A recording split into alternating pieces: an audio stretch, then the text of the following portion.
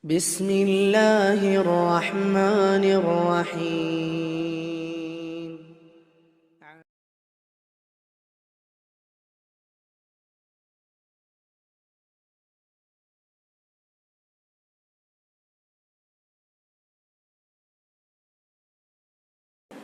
Bismillahirrahmanirrahim. Assalamualaikum warahmatullahi wabarakatuh. Assalamualaikum warahmatullahi wabarakatuh.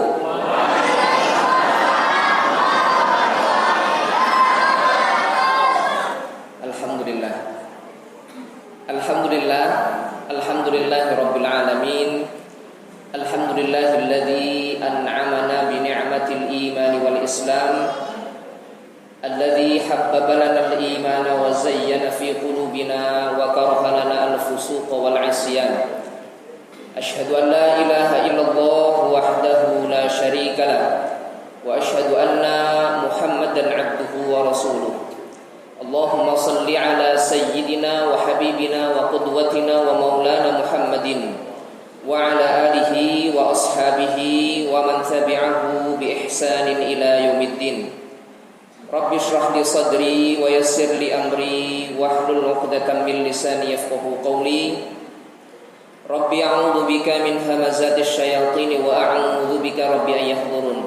Allahumma anfa'na bima 'allamtana wa 'allimna ma yanfa'una wa zidna 'ilman. Shadaqallahul 'azim. Yang saya hormati, yang saya muliakan guru kita Ustaz Arifuddin, yang alhamdulillah pada kesempatan malam hari ini dapat membersamai kita semuanya. Yang kami hormati seluruh hadirin jamaah salat maghrib dan isya yang dirahmati Allah Subhanahu wa taala. Alhamdulillah, mari pada kesempatan malam hari ini kita bersama-sama dengan tidak bosan-bosannya selalu mengucapkan syukur kepada Allah Subhanahu wa taala. Syukur dalam tingkatan selalu menaati, selalu mengikuti apa yang diperintahkan oleh Allah Subhanahu wa taala, menjalankan kewajiban yang telah Allah wajibkan kepada kita untuk kita ikuti. Mudah-mudahan Allah Subhanahu wa taala mengistiqomahkan kita untuk terus tetap berada di jalan Allah Subhanahu wa taala dan terus istiqomah menunaikan kewajiban-kewajiban yang menjadi tanggung jawab kita kepada Allah Subhanahu wa taala. Mudah-mudahan Allah Subhanahu wa taala mewafatkan kita semuanya, keluarga kita dan seluruh keturunan kita dalam kondisi husnul khatimah insyaallah. Salawat dan salam mari terus selalu kita haturkan, kita sampaikan kepada Nabi besar Muhammad sallallahu alaihi wasallam sebagai tauladan terbaik sepanjang hidup kita yang patut kita ikuti dan harus kita lakukan, laksanakan segala sunnah-sunnahnya. Mudah-mudahan sunnah-sunnah yang diajarkan oleh beliau mampu dapat selalu secara kontinu kita laksanakan, sehingga mudah-mudahan Allah Subhanahu wa taala mengelompokkan kita ke dalam golongan orang-orang yang mendapat syafaat dari Nabi besar Muhammad sallallahu alaihi wasallam dan dikumpulkan bersama beliau kelak di kemudian hari insyaallah. Hadirin yang dirahmati Allah Subhanahu wa taala, pada malam hari ini mari kita sejenak merenungi firman Allah Subhanahu wa taala di dalam surat Ali Imran ayat 31. Di dalam bab ke-11 kitab Mukasyafatul Qulub, di sini dicantumkan firman Allah Subhanahu wa taala surat Ali Imran ayat 31. Allah Subhanahu wa taala berfirman, A'udzu billahi minasyaitonir rajim. Bismillahirrahmanirrahim.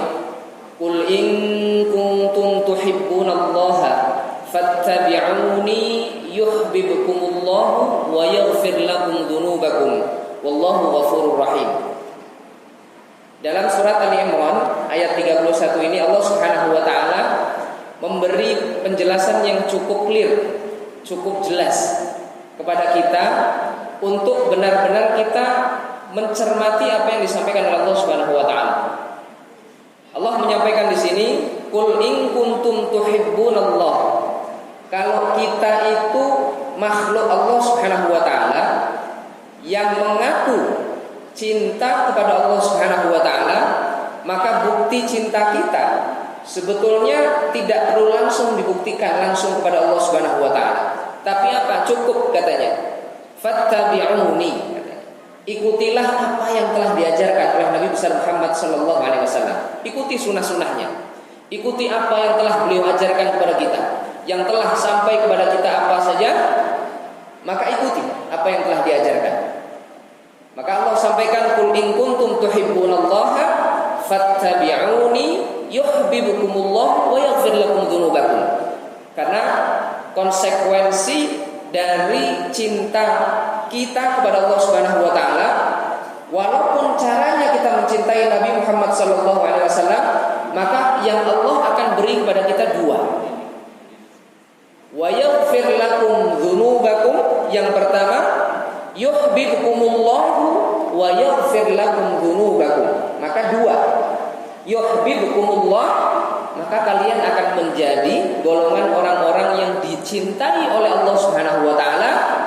Wa yaghfir lakum dzunubakum, dan terampuni dosa-dosanya di sisi Allah Subhanahu wa taala. Maka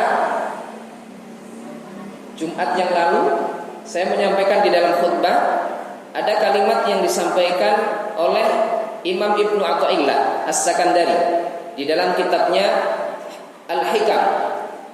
Maka beliau menyampaikan, ihalatukal a'mal ala wujudil farad min ru'unatin nafs. Maka janganlah pernah sekali-kali kita punya kebiasaan untuk menunda-nunda kebaikan. Janganlah pernah kita sekali-kali punya niatan apabila ada kebaikan yang bisa kita kerjakan di hadapan kita, maka apa? Kita banyak alasannya. Alasannya apa? Saya belum ada waktu untuk melakukan kebaikan ini. Mungkin saya belum pantas untuk menyampaikan kebaikan ini. Maka beliau menyampaikan, ihalatukal a'mal. Orang-orang yang punya kebiasaan meremehkan kebaikan ala wujudil farad. Orang ini punya waktu yang lapang. Orang ini punya kesempatan yang besar. Tapi dia tidak memanfaatkan waktu yang lapang tersebut, kesempatan yang besar tersebut untuk apa? Untuk berbagi kebaikan, untuk memberikan kebaikan kepada siapa saja. Maka tanda-tanda beliau menyampaikan. Di sini beliau menyampaikan tanda-tanda orang yang bodoh adalah apa? Ihalatukal a'mal ala wujudil farad. Yaitu kita menunda amal baik sedangkan kita punya waktu yang kosong. Kita punya waktu yang lapang untuk berbuat baik. Nah, maka nanti kalau kita lebih telisik lebih dalam lagi makna daripada taat atau taat kepada Allah Subhanahu wa taala dan cinta kepada Nabi besar Muhammad sallallahu alaihi wasallam, makna taat di situ adalah al-murafaqah, al-mutaba'ah, yaitu murafaqah, yaitu selalu menemani, selalu mengikut. Nah, jadi janganlah kita terlebih dahulu berdiskusi terkait bagaimana kita mencintai Allah Subhanahu wa taala atau mengikuti Allah Subhanahu wa taala itu bagaimana. Kita berbincang terlebih dahulu terkait dengan antara manusia. Saya misalkan dengan Ustaz Abdullah, ya. Maka ketika cinta saya sudah terbangun dalam arti ukhuwah di sini, maka apa? Bukti cinta saya terhadap beliau dan bukti cinta beliau terhadap saya, maka kita harus saling bisa mengingatkan dalam kebaikan. Ini dalam kaliber sosok sebagai manusia. Nah, bayangkan, tidak mungkin, mustahil. Kalau saya dan Ustaz Abdullah sudah saling kenal, dalam hal ini sudah dekat sebagai ikhwan, ya maka apa? Tidak mungkin. Ketika saya membutuhkan sesuatu yang sangat penting, saya mendekati beliau, kemudian beliau menolak untuk memberikan bantuan kepada saya. Ini kalau kita berbincang urusannya dengan manusia, bisa dibayangkan. Maka jangan pernah kita meminta berharap Allah prioritaskan urusan kita kalau kita tidak pernah memprioritaskan urusan Allah Subhanahu wa taala. Jangan pernah kita berharap Allah prioritaskan urusan kita kalau kita saja tidak pernah urusan Allah Subhanahu wa taala. Nah, maka nanti kalau kita kaji setelah lebih dalam bentuk taat itu seperti apa? Nah, maka nanti kalau kita membaca di dalam kitab Al-Wafi itu syarah Arba'in An-Nawawi yang ditulis oleh Dr. Mustafa Dib Al-Bugha. Maka di dalam hadis kedua itu disebutkan, maka ketika bertanya terkait dengan Islam, ya akhbirni 'anil Islam. Wahai Jibril, beritahukanlah kepadaku Islam itu seperti apa. Maka kalau kita sudah mengaku seorang mukmin, orang yang beriman kepada Allah Subhanahu wa taala, maka konsekuensinya itu tidak boleh kalau tidak taat kepada Allah Subhanahu wa taala. Dan bentuk ketaatan itulah, maka apa? Itu diatur di dalam Islam yang biasa kita sebut dengan rukun Islam. Nah, makanya di dalam hadis yang diriwayatkan oleh Umar bin Khattab radhiyallahu, hadis Bukhari, hadis yang diriwayatkan oleh Muslim, riwayatan dari Umar bin Khattab radhiyallahu anhu, di dalam kitab Al-Wafi disebutkan, "Ya Muhammad, akhbirni 'anil Islam." Ketika para sahabat bertanya kepada Nabi Muhammad sallallahu alaihi wasallam, "Wahai Muhammad, beritahukanlah kepadaku, saya sudah memeluk Islam. Lantas bagaimana Islam yang sempurna itu?" Nah, maka jawabnya apa? Maka jawabnya, "Antashhada an la ilaha illallah."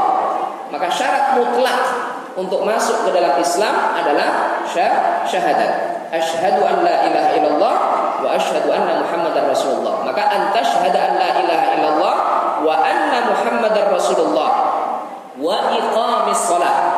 Nah, ini mutlak. Maka sebetulnya bentuk ketaatan kepada Allah Subhanahu wa taala yang dapat kita aplikasikan setiap hari, kita sudah bersyahadat.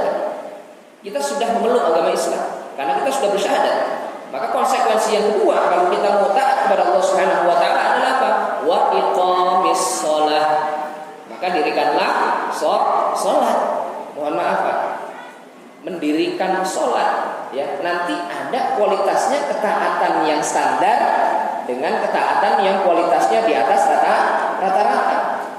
Kalau boleh saya tahu Pak, kalau standar itu biasanya ada di daerah mana? Standar dekat dengan ban Pak ya. Ya, standar itu dekat dengan ban. Nah, kalau standar ya namanya standar. Standar itu pasti ada di bagian bawah. Tidak ada namanya standar itu ada di bagian atas. Yang ada di bagian atas hanya apa ini Pak? Stang, gas.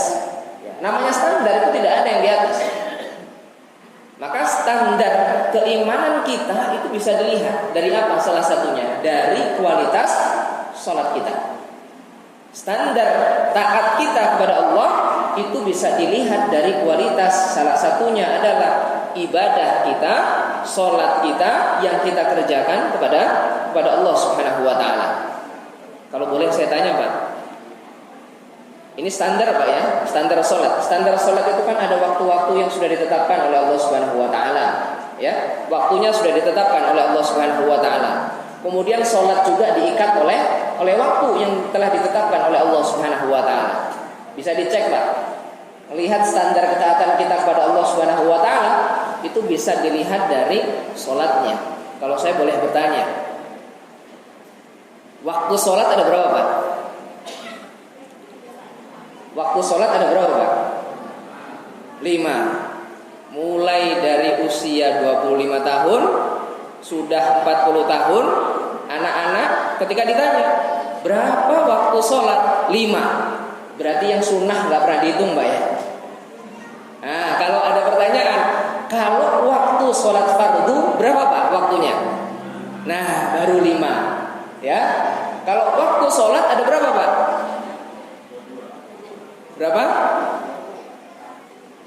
22. Ada yang 5. Nah, maka yang pertama yang perlu kita cermati, standar ketaatan kita kepada Allah Subhanahu wa taala itu dapat dilihat dari kualitas sholat kita.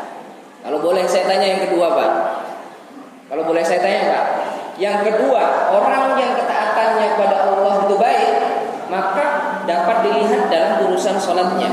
Maka kalau boleh pertanyaan yang kedua saya tanyakan, Waktu sholat isya pukul berapa Pak? Waktu sholat isya pukul berapa?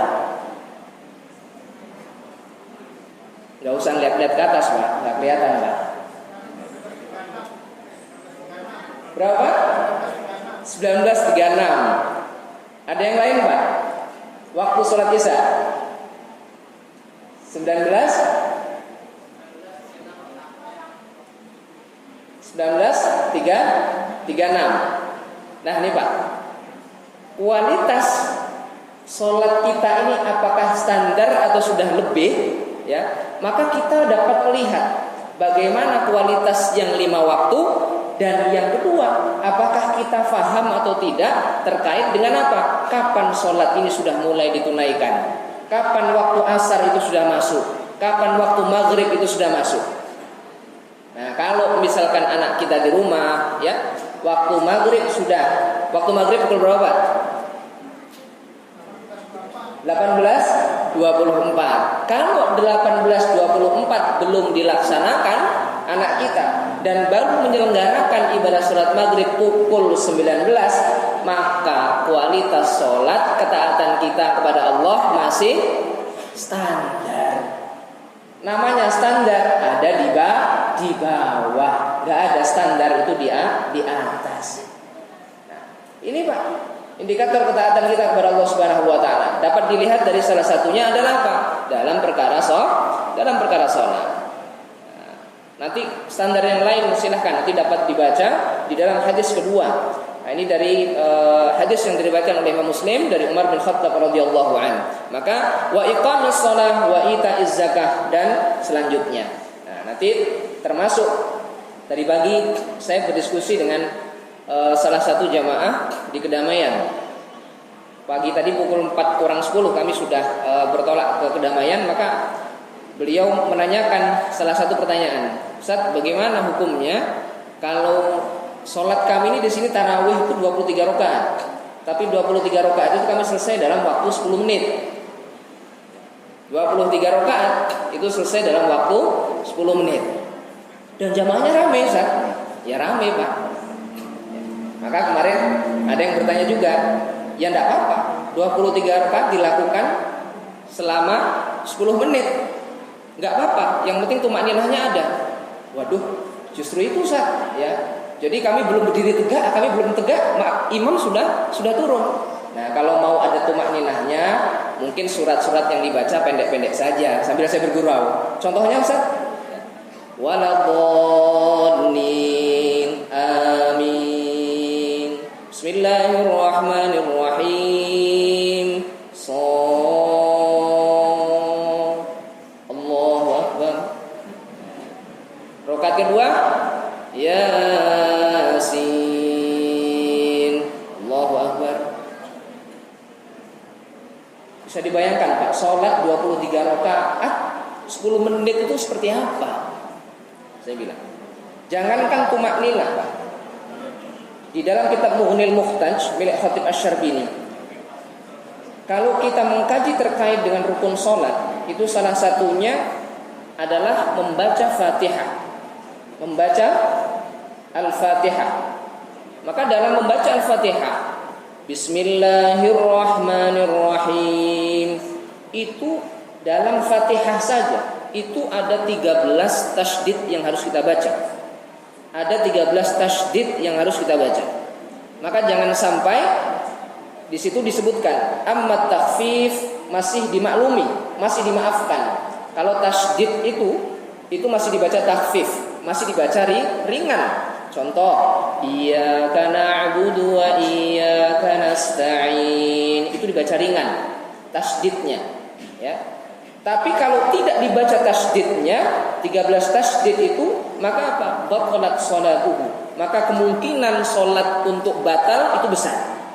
Contoh, iyyaka na'budu wa iyyaka nasta'in, ihdinas siratal mustaqim. Lihat, ihdinas siratal mustaqim. Di situ ada tasydid, Pak. Ihdinas siratal mustaqim, iyyaka na'budu wa iyyaka nasta'in. Ini kita lihat Pak, kualitas ketaatan kita kepada Allah itu bisa diukur dari kualitas sholat kita, ibadah kita kepada Allah Subhanahu wa taala. Maka kalau kita mau yuhibbukumullah, dicintai oleh Allah Subhanahu wa taala, wa yaghfir lakum dzunubakum, dosa-dosa kita diampuni oleh Allah Subhanahu wa taala, maka kualitas ketaatan kita kepada Allah Subhanahu wa taala pun harus kita perbaiki. Salah satunya dengan apa? Memperbaiki kualitas sholat kita, ibadah kita kepada Allah Subhanahu wa taala. Nah, maka inilah pentingnya mengapa ketaatan ini sesekali perlu kita kaji, perlu kita review, ya. Karena apa? Al-iman yazidu wa yanqus. Karena iman kita itu naik turun, Pak, fluktuatif. Kadang naik, kadang turun.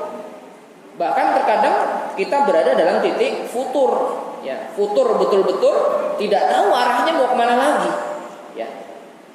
Makanya naiknya iman ini adalah bit-ta'ah, dengan ketaatan, ya, dengan kebaikan. Wa yanqusu bil maksiyah, dan janganlah sekali-kali ketaatan ini kita rusak dengan kemaksiatan. Dengan kemaksiatan. Maka kemarin saya pun menyampaikan di dalam khutbah, Allah pernah berkata kepada Nabi Uzair, janganlah pernah kalian melihat sekecil apa dosa yang kalian lakukan. Maka ya Uzair dikatakan, idza aznabta, kalau engkau melakukan dosa, maka dikatakan di sini dzanban shaghiran, kalau kamu melakukan dosa kecil, fala tanzur ila sigharihi, janganlah pernah kalian melihat pada kecilnya dosa yang kita lakukan. Tapi apa? Wandur ila man aznabat lahu, maka hendaklah engkau melihat siapa yang engkau maksiati. Siapa yang engkau maksiati. Maka jangan pernah kita melihat kecilnya dosa yang kita kerjakan, melainkan lihat siapa zat yang kita maksiati. Dalam hal ini siapa, Pak? Allah Subhanahu wa taala. Maka ini poin yang pertama, Pak. Jadi mengapa taat kepada Allah dan mahabbah, cinta kepada Nabi besar Muhammad sallallahu alaihi wasallam ini perlu kita upayakan dalam kehidupan kita sehari-hari. Agar apa? Agar kualitas kecintaan Allah Subhanahu wa taala kepada kita pun semakin lebih baik. Agar apa saja yang kita harapkan dalam kebaikan terkait urusan dunia itu pun Allah akan perbaiki. Namun kalau ini tidak kita perbaiki, jangan pernah kita berangan-angan berharap Allah Subhanahu wa taala memperbaiki semua urusan kita. Nah, ini poin pokok yang pertama. Kemudian yang kedua, di sini disebutkan ada hikayat wa an Bishril Hafi radhiyallahu an. Jadi disebutkan Bishril Hafi radhiyallahu an, dari sosok yang bernama Bishril Hafi radhiyallahu an. Ra'aitun Nabiyya sallallahu alaihi wasallam. Suatu ketika aku melihat Nabi Muhammad sallallahu alaihi wasallam fil manam. Aku melihat Nabi Muhammad sallallahu alaihi wasallam dalam mimpiku. Faqala, maka Nabi berkata kepada Bishril Hafi. Beliau mengatakan, "Ya Bishril Hafi, atadri bima rafa'akallahu min baini aqranika." Maka ketika Bishril Hafi ini bermimpi bertemu dengan Rasul, maka Rasul berkomunikasi. Rasul menyampaikan kepada Bishril Hafi dengan satu kalimat, "Wahai Bishril Hafi, atadri, tahukah engkau bima rafa'akallahu min baini aqranika? Tahukah engkau mengapa engkau di tengah sebanyak rekan-rekanmu itu engkau derajatnya diangkat oleh Allah Subhanahu wa taala? Derajatnya lebih ditinggikan dari teman-temanmu yang lain." Maka Bishril Hafi beliau menyampaikan, "Qultu la ya Rasulullah." Wahai Rasul, saya tidak tahu. Kalau saya di antara teman-temanku, di antara rekan-rekan saya lebih diangkat oleh Allah Subhanahu wa taala dibandingkan yang lain. Saya nggak tahu ya Rasul, mengapa aku diangkat. Maknanya adalah lebih dimuliakan dibandingkan yang lain. Qala, maka Nabi berkata kepada Bishril Hafi, kalau kita ini, Pak, kalau kita mau diangkat oleh Allah Subhanahu wa taala, dimuliakan oleh Allah Subhanahu wa taala, dimuliakan oleh Allah di antara makhluk-makhluknya Allah, maka lihat apa yang disampaikan oleh Nabi Muhammad SAW kepada Bishril Hafi. Yang pertama, mengapa Allah mengangkat dirimu? Bi khidmatika lis-sholihin. Kenapa? Karena engkau telah berkhidmat kepada orang-orang soleh yang dia ikuti tidak lain kecuali adalah orang-orang soleh. Maka jangan pernah kita menyepelekan jika kita bertemu dengan orang baik, maka pegang Pak. Pertemanan itu dipegang. Fa innal qarina bil muqarani yaqtadi. Karena apa? Kalau kita mau lihat pribadi orang, kalau Syekh Az-Zarnuji menyampaikan jangan tanya kepada orang yang bersangkutan. Ya. Misalkan saya kepengen lihat kepribadiannya si fulan, maka kita jangan tanya ke fulan, antum bagaimana pribadi antum? Antum tuh orangnya bagaimana sih? Jadi kita nggak perlu tanya. Maka lihat ke siapa? Lihat kepada siapa yang dia temani. Lihat teman-teman di lingkungan sekitarnya, siapa yang dekat dengan dirinya. Fa innal qarina bil muqarani yaqtadi. Karena apa? Biasanya orang itu akan mengikuti bagaimana sosok yang dia temani. Maka lihat, mengapa antum bisa lebih diangkat daripada rekan-rekanmu, daripada teman-temanmu? Bi khidmatika lis-sholihin. Karena pengabdianmu kepada orang soleh itu sangat tinggi. Yang pertama, wa nasihatika li ikhwanika. Karena engkau punya kebiasaan. Ini Pak, yang kedua Pak. Maka tadi saya sampaikan, ihalatukal a'mal ala wujudil faragh min ru'unatin nafs. Jangan pernah kita menunda kebaikan. Jangan pernah kita berat untuk melakukan kebaikan dengan alasan aku belum punya waktu yang lapang.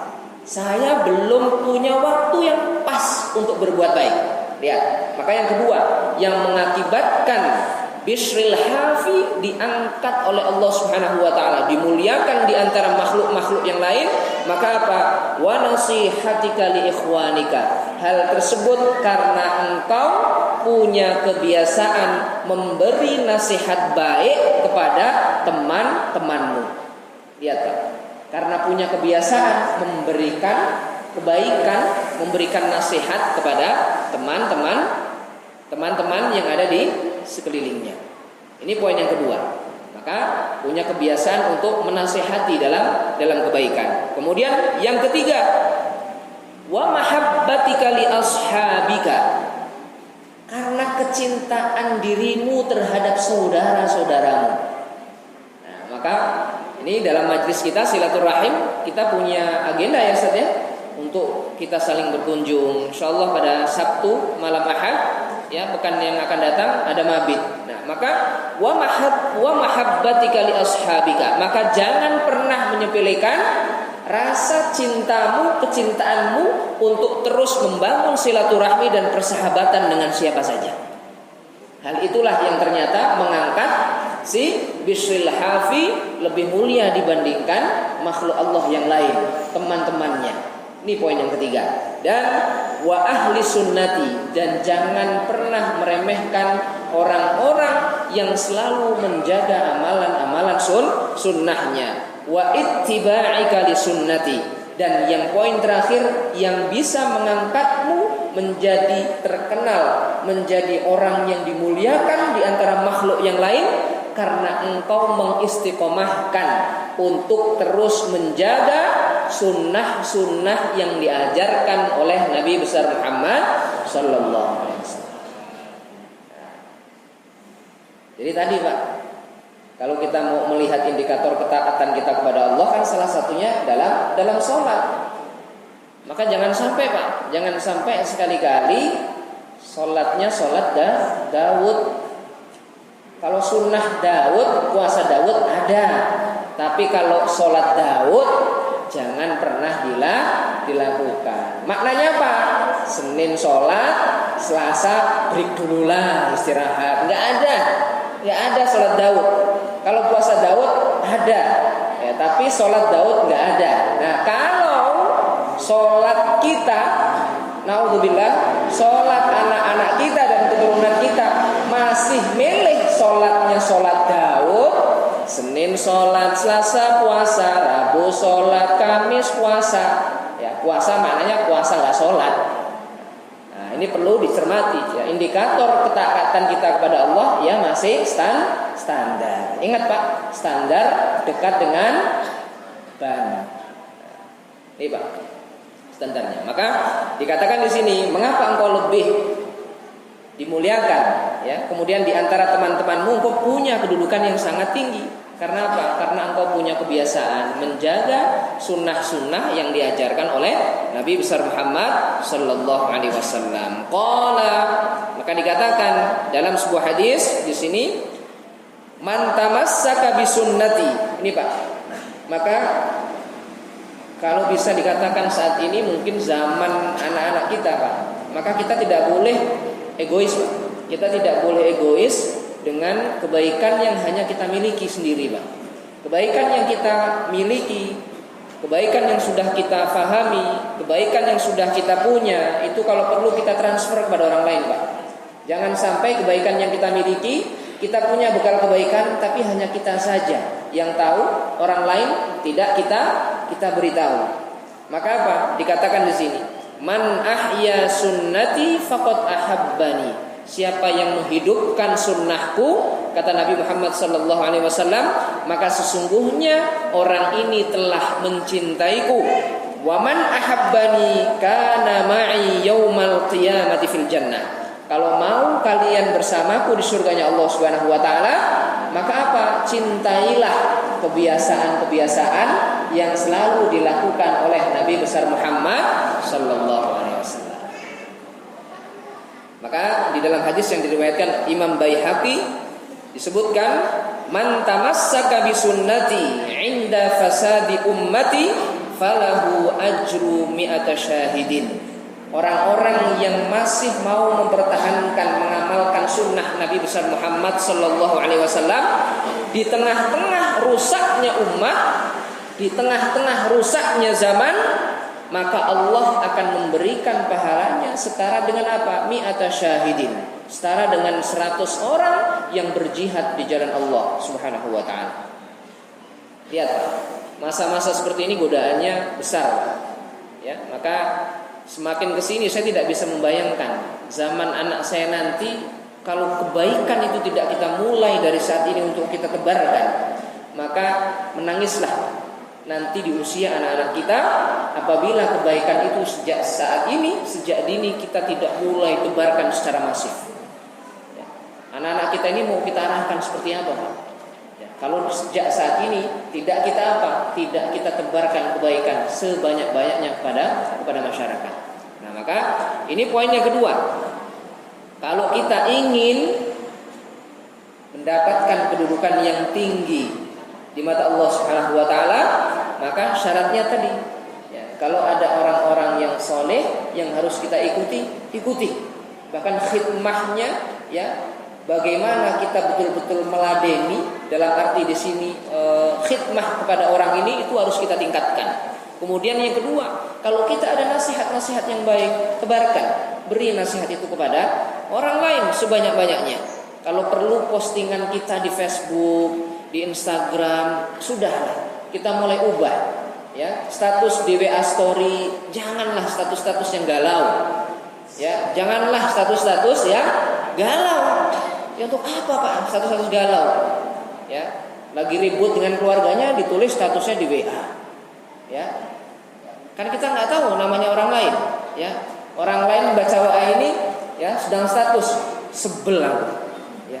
Semua mikuin memang telinganya ini kayak wajan. Kata orang yang melihat ini, alhamdulillah akhirnya ribut juga. Sudah Pak, posting yang baik-baik. Kalau perlu posting yang kalau orang itu baca, itu menumbuhkan semangat dia. Oh begini ya, ada kebaikan. Itu menjadi jariah yang banyak bagi kita, anak-anak kita Pak. Ya, mohon dicermati juga anak-anak kita ya. Maka jangan sampai kita sudah postingan yang baik-baik, anak kita ya. Maka saya menyampaikan ke murid-murid saya, jangan pernah sekali-kali kalian posting dalam kondisi aurat yang terbuka, tidak pakai jilbab ya. Kita nggak bisa bayangkan Pak, mohon maaf Pak, yang punya akses password Facebook itu kan kita Pak. Bisa dibayangkan Pak? Kalau yang ini terjadi pada akhwat, pada perempuan, mohon maaf, membuka auratnya, ya, yang tahu passwordnya yang bersangkutan. Ternyata siapa yang tahu? Ajal. Fa idza jaa ajaluhum la yastakhiruna sa'atan wa la yastaqdimun. Maju nggak bisa, mundur nggak bisa. Rumusnya Pak, kalau mau diperpanjang usianya, rumusnya cuma satu Pak. Maka disampaikan la yaruddul qadra illa bidu'a. Tidak ada yang bisa mengubah ketetapan Allah kecuali doa yang secara terus kita panjatkan kepada Allah Subhanahu wa taala. Wala yazidu fil umri illal birra. Tidak ada yang bisa memperpanjang usia kita selain kebaikan yang kita kerjakan. Kalau kebaikan Bapak dan Ibu semuanya lebih banyak daripada saya, maka apa? Panjang usia Bapak Ibu lebih panjang daripada usia saya. Tapi kalau kebaikan yang saya lakukan lebih banyak daripada Bapak Ibu, maka insya Allah usia saya lebih panjang daripada Bapak dan Ibu. Insya Allah saya upayakan Pak, kebaikan yang saya kerjakan harus jauh lebih banyak dibandingkan Bapak dan Ibu, agar saya belakangan dan Bapak dan Ibu duluan. Itu kuncinya Pak, ya. Jadi berbuat baik Pak kalau mau dipanjangkan usianya. Kalau Ustaz Abdullah kebaikannya lebih banyak, ya saya juga nggak mau kalah dari Ustaz Abdullah. Kalau saya lebih sedikit timbangannya, ya Ustaz Abdullah panjang, saya pendek usianya. Ya, nah ini. Nah, maka mari kita bersama-sama terkait dengan taat kepada Allah Subhanahu wa taala dan Rasul ini kita tidak boleh kita sepelekan. Ya, maka poin yang kedua, apabila Allah ingin mengangkat ya derajat kita di hadapan Allah Subhanahu wa taala, maka apa? Cintai cintai saudara-saudaramu yang memotivasimu untuk terus berbuat baik dan hidupkan sunnah-sunnah yang diajarkan oleh Nabi besar Muhammad sallallahu alaihi wasallam. Dan sebagai penutup Pak, lihat kisah yang pernah dialami oleh Muhammad bin Munzir. Nah, ini sebagian pendapat mengatakan beliau dari tabi'ut tabi'in. Muhammad bin Munzir nih Pak, beliau kalau sudah terkait dengan ketaatan kepada Allah Subhanahu wa taala, kalau berdoa, kalau sholat, itu tidak ada yang beliau upayakan kecuali setiap kali beliau berdoa, setiap kali beliau membangun hubungan kepada Allah Subhanahu wa taala, maka apa? Beliau selalu meneteskan air mata. Beliau selalu meneteskan air mata. Maka ketika ditanya oleh seseorang, wahai Muhammad bin Munzir, ya, mengapa engkau punya kebiasaan kalau engkau meneteskan air mata berdoa karena penyesalan, engkau tidak pernah mengelap air matamu? Ya, beliau tidak pernah mengelap pakai kain Pak, pakai tisu, ya, pakai tisu, pakai kain, pakai apa? Itu beliau tidak pernah mengelap seperti ini. Ya, melainkan apa? Kebiasaan yang dilakukan oleh Muhammad bin Munzir itu selalu mengelap dengan bagian tangannya. Nah, diputar, dilap setiap kali beliau menangis karena penyesalan dosa, beliau hapus semuanya. Ya, sehingga melingkar ke area wajah. Maka ketika ditanya, mengapa engkau melakukan kebiasaan seperti itu, wahai Muhammad bin Munzir? Maka di sini dikatakan, an-nar, ketahuilah, an-nar, sesungguhnya neraka la ta'kul mawdi'a mashad dumu. Karena apa? Karena api neraka itu tidak pernah menyentuh anggota tubuh kita yang terkena derayan air mata karena penyesalan dosa-dosa kita. Nah, maka kalau kita misalkan berdoa, sholat, ya, dan kita meresapi ibadah itu sehingga kita sampai menangis, meneteskan air mata, maka apa? Jangan sampai kita lap dengan pakaian, Pak. Maka lap dengan tangan. Nah, tapi mohon diperhatikan juga Pak, saat mengelap jangan sembarangan ngelap juga. Takut yang sini keluar, yang bagian bawah juga keluar. Nah, nanti kalau dilap semuanya ini jadi nggak enak rasanya. Nah, jadi dilap. Nah, ini diputar. Ini salah satu kebiasaan yang dilakukan oleh Muhammad bin Mundir. Dan sebagai penutup terakhir, waktunya masih habis. Baik, karena waktu sudah habis, sebetulnya ada kisah yang cukup menarik yang belum kami ceritakan terkait dengan bab taat kepada Allah Subhanahu wa taala. Mudah-mudahan pada kesempatan selanjutnya ada kisah terkait dengan Fudail bin Iyad. Fudail bin Iyad ini yang secara dalam kisah itu selama 40 tahun itu rusak agamanya. Tapi bagaimana lihat ketika Allah sudah mengetuk hatinya untuk mendekati Allah Subhanahu wa taala, maka ternyata selama 40 tahun ini menjadi istilah kita itu pembegal. Tapi pada akhirnya beliau salah satunya menjadi guru daripada Imam Asy-Syafi'i. Bagaimana hal ini bisa terjadi? Di antara asbabnya adalah karena ketaatan yang beliau bangun kepada Allah Subhanahu wa taala. Mudah-mudahan terkait kisah Fudail bin Iyad ini menjadi PR, dan mudah-mudahan insyaallah pada pertemuan mendatang apabila kita diizinkan oleh Allah Subhanahu wa taala untuk bertemu, insyaallah kita akan lanjutkan untuk membahas kisah daripada Fudail bin Iyad terkait dengan ketaatannya kepada Allah Subhanahu wa taala. Baik, mungkin ini yang dapat kami sampaikan. Hadirin jamaah rahimakumullah. Baik.